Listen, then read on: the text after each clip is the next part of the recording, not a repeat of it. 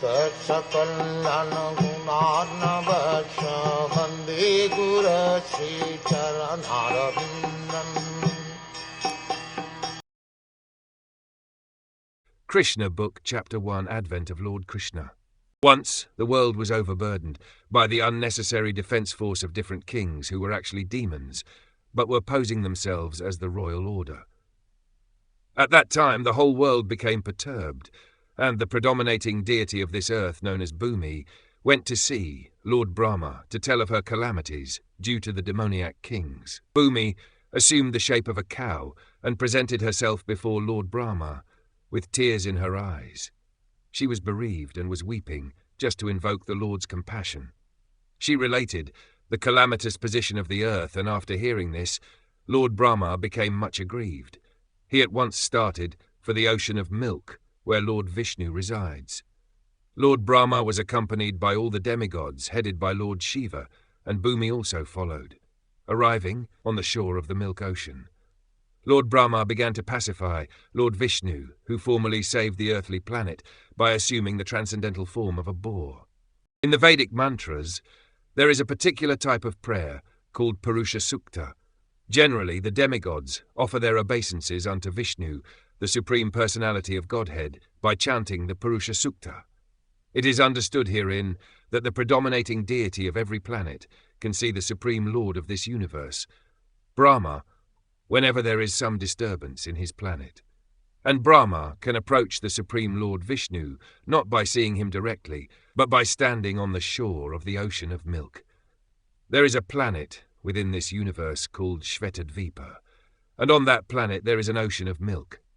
It is understood from various Vedic literatures that just as there is an ocean of salt water within this planet, there are various kinds of oceans in other planets. Somewhere there is an ocean of milk, somewhere there is an ocean of oil, and somewhere there is an ocean of liquor, and many other types of oceans. Purusha Sukta is the standard prayer which the demigods recite to appease the Supreme Personality of Godhead, Kshirodakashayi Vishnu. Because he is lying on the ocean of milk, he is called Kshirodakashayi Vishnu. He is the Supreme Personality of Godhead, through whom all the incarnations within this universe appear. After all the demigods offered the Purusha Sukta prayer to the Supreme Personality of Godhead, they apparently heard no response. Then Lord Brahma personally sat in meditation, and there was a message transmission from Lord Vishnu to Brahma. Brahma then broadcast the message to the demigods. That is the system of receiving Vedic knowledge. The Vedic knowledge is received first by Brahma from the Supreme Personality of Godhead through the medium of the heart.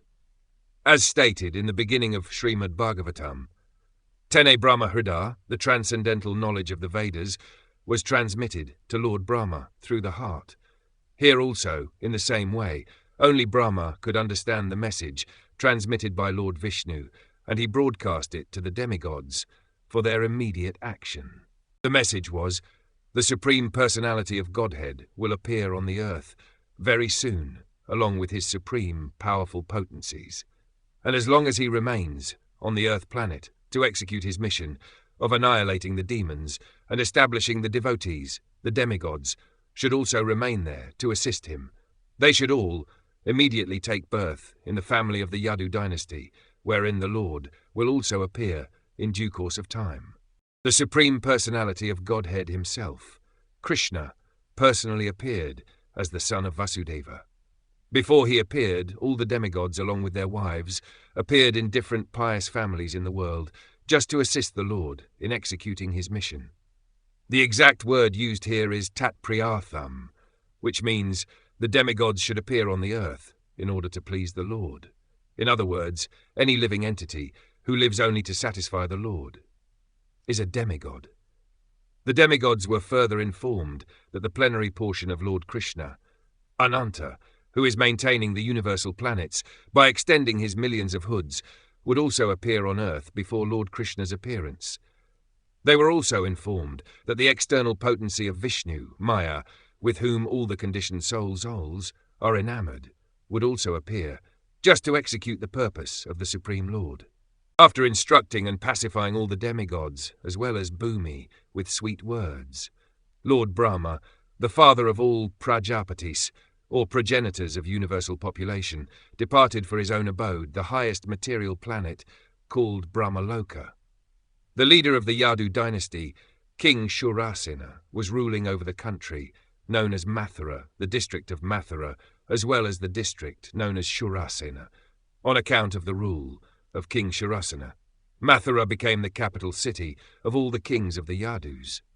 Mathura was also made the capital of the kings of the Yadu dynasty because the Yadus were a very pious family and knew that Mathura is the place where Lord Sri Krishna lives eternally, just as he also lives in Dvaraka.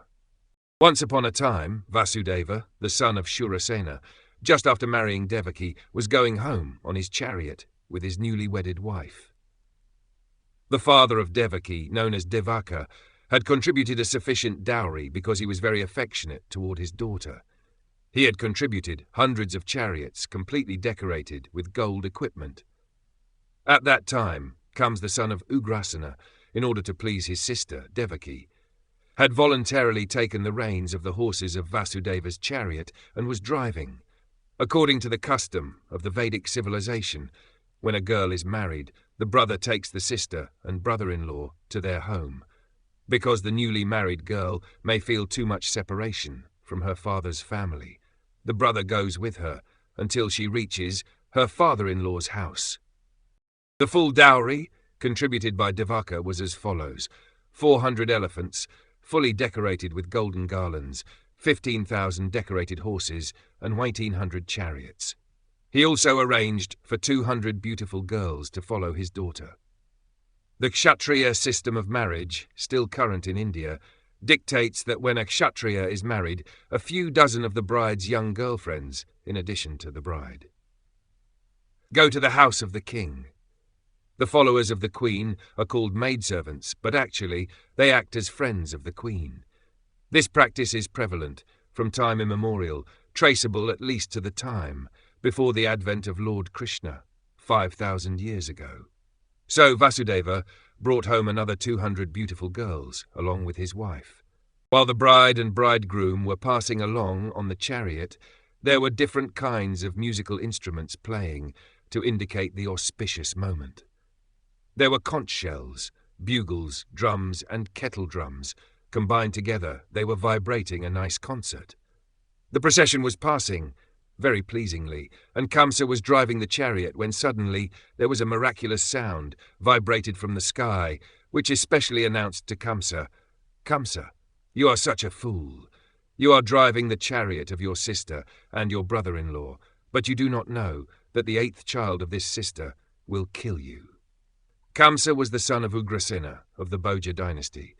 It is said that Kamsa was the most demonic of all the Bhoja dynasty kings. Immediately after hearing the prophecy from the sky, he caught hold of Devaki's hair and was just about to destroy her with his sword. Vasudeva was astonished at Kamsa's behavior, and in order to pacify the cruel, shameless brother-in-law, he began to speak as follows, with great reason and evidence.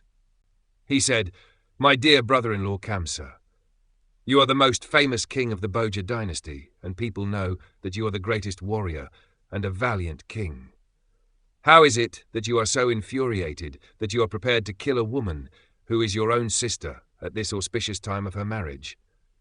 Why should you be so much afraid of death? Death is already born, along with your birth.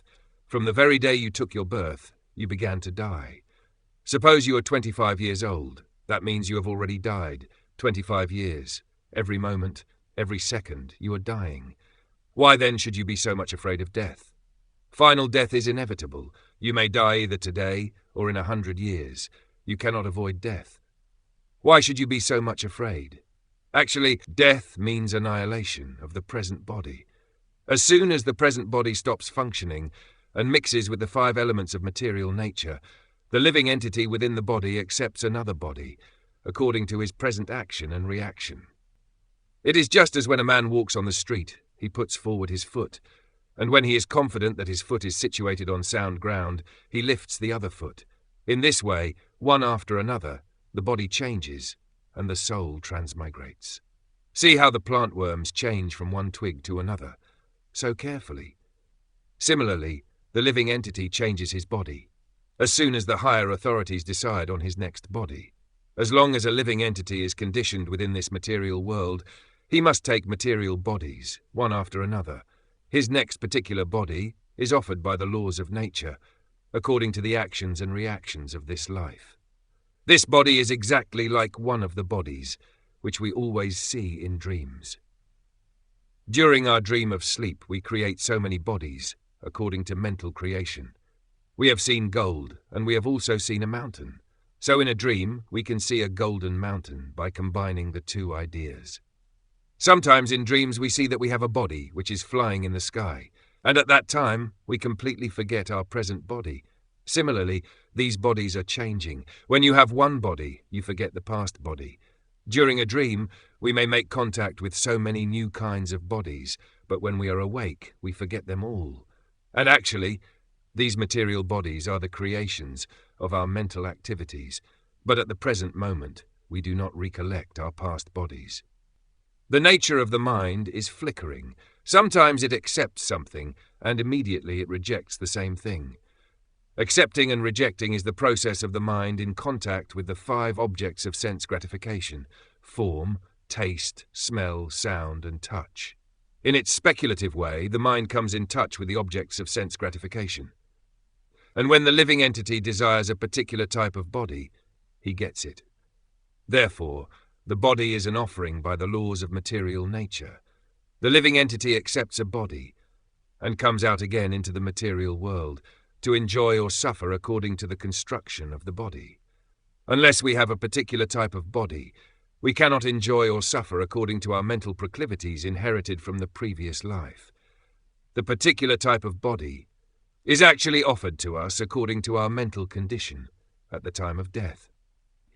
The luminous planets, like the sun, moon, or the stars, reflect themselves in different types of reservoirs, like water, oil, or ghee. The reflection moves according to the movement of the reservoir. The reflection of the moon is on the water, and the moving water makes the moon also appear to be moving. But actually, the moon is not moving. Similarly, by mental concoction, the living entity attains different kinds of bodies, although actually he has no connection with such bodies. But on account of illusion, being enchanted by the influence of Maya, the living entity thinks that he belongs to a particular type of body. That is the way of conditioned life. Suppose a living entity is now in a human form of body. He thinks that he belongs to the human community, or a particular country, or a particular place. He identifies himself in that way, and unnecessarily prepares for another body, which is not required by him. Such desires and mental concoctions are the cause of different types of body. The covering influence of material nature is so strong that the living entity is satisfied in whatever body he gets, and he identifies with that body with great pleasure. Therefore, I beg to request you not to be overwhelmed by the dictation of your mind and body. Vasudeva thus requested Kamsa not to be envious of his newly married sister. One should not be envious of anyone, because envy is the cause of fear, both in this world and in the next, when one is before Yamaraja, the Lord of Punishment after death. Vasudeva appealed to Kamsa on behalf of Devaki, stating that she was his younger sister. He also appealed, at an auspicious moment, at the time of marriage, a younger sister or brother are supposed to be protected as one's children. The position is overall so delicate.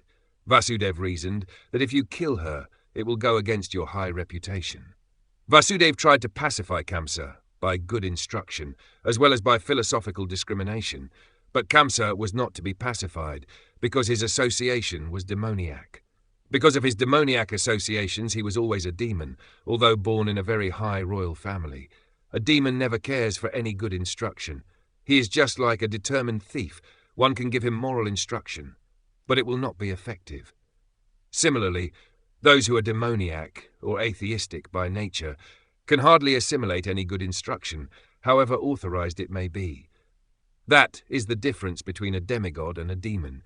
Those who can accept good instruction and try to live their lives in that way are called demigods. and those who are unable to take such good instruction are called demons. Failing in his attempt to pacify Kamsa, Vasudeva wondered how he would protect his wife Devaki. When there is imminent danger, an intelligent person should try to avoid the dangerous position as far as possible. But if, in spite of endeavoring by all intelligence, one fails to avoid the dangerous position, there is no fault on his part.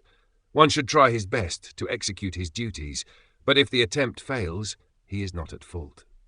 Vasudeva thought of his wife as follows: "For the present, let me save the life of Devaki.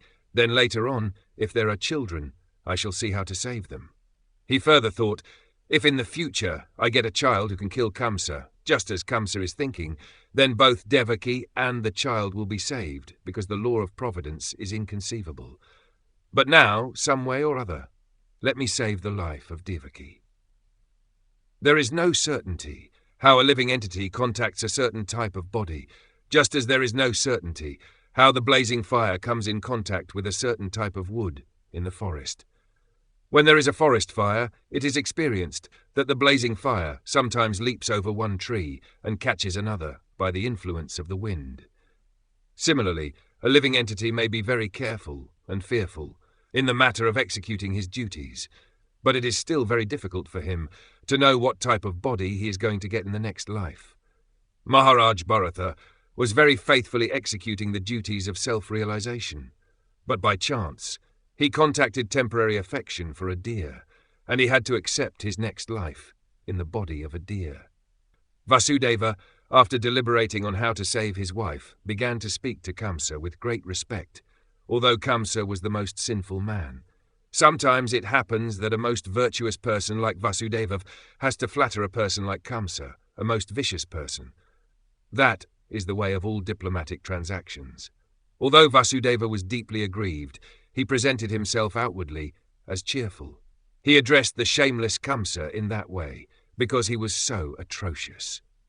Vasudeva said to Kamsa, "My dear brother-in-law, please consider that you have no danger from your sister.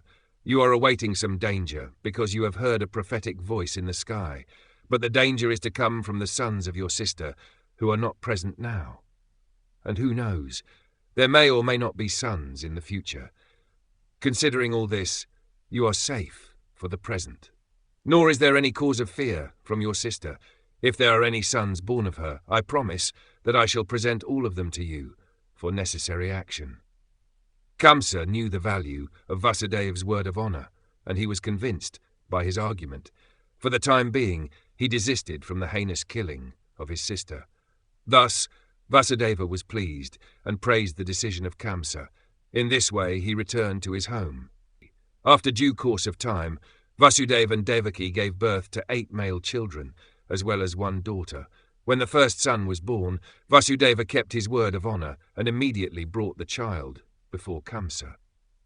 It is said that Vasudeva was very much elevated and famous for his word of honor, and he wanted to maintain this fame, although it was very painful for Vasudeva to hand over the newly born child. Kamsa was very glad to receive him, but he became a little compassionate with the behavior of Vasudeva. This event is very exemplary. For a great soul like Vasudeva, there is nothing considered to be painful in the course of discharging one's duty. A learned person like Vasudeva carries out his duties without hesitation. On the other hand, a demon like Kamsa never hesitates in committing any abominable action. It is said, therefore, that a saintly person can tolerate all kinds of miserable conditions of life. A learned man can discharge his duties without awaiting favorable circumstances.